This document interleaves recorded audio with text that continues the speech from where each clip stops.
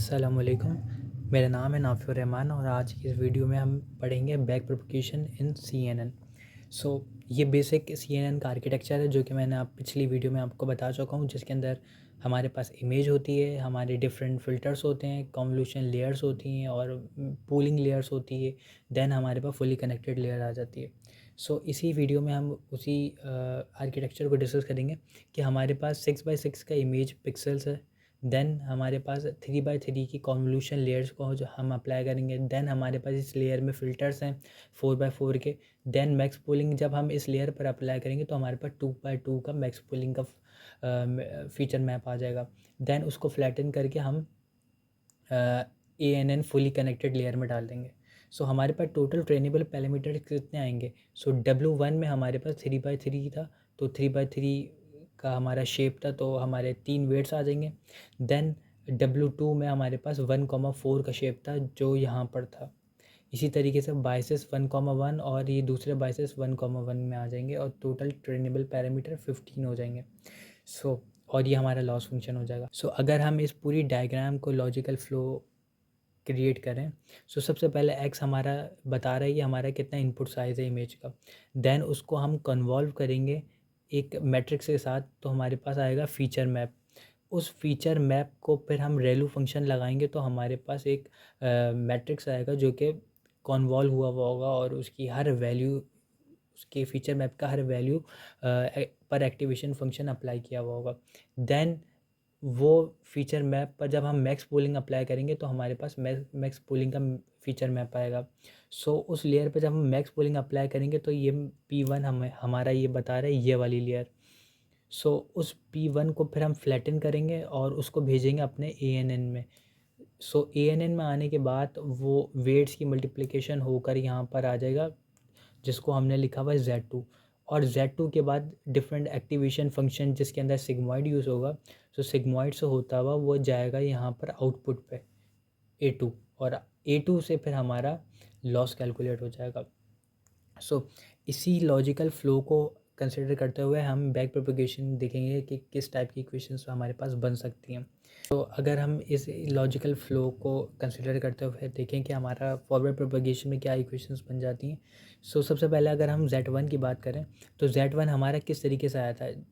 Z1 इस तरीके से आया था जब हमने अपनी इनपुट इमेज को कन्वॉल्व करा था और उसको डिफरेंट वेट्स के साथ फीचर मैप्स के साथ मल्टीप्लाई करके।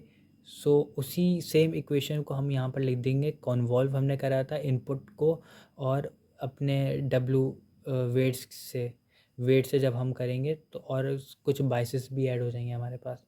ठीक है। सो उसके बाद ए आ जाएगा हमारा। ए वो है जिस पर हमने रेलू फंक्शन अप्लाई करेंगे। देन P1 आ जाएगा जिस पर हम मैक्स पोलिंग अप्लाई करेंगे। देन हमारे पास एफ़ आ जाएगा जो उसको हम P1 पर को फ्लैटन करेंगे। देन हमारे पास Z2 आ जाएगा जिसको हम W2 और 22 कैलकुलेट करेंगे। देन हमारे पास A2 आ जाएगा जिस पर हम सिग्मॉइड फंक्शन अप्लाई करेंगे। सो ये एक बेसिक इक्वेशन है फॉरवर्ड प्रोपगेशन की जो हमने इस लॉजिकल फ्लो से जनरेट करी है। सो अब हम डिस्कस करते हैं बैक प्रोपगेशन किस तरीके से होती है। सो बैक प्रोपगेशन के हमें ग्रेडियंट डिसेंट की रिक्वायर्ड होता है जो कि हमारा एरर को कम से कम करता है। सो W1 के लिए हमारी इक्वेशन हो जाएगी W1 minus learning rate delta L over delta W1। इसी तरीके से W2 के लिए, 22 के लिए और 22 के लिए। सो उसी लॉजिकल फ़्लो को यहाँ पर हमने फॉलो करा है।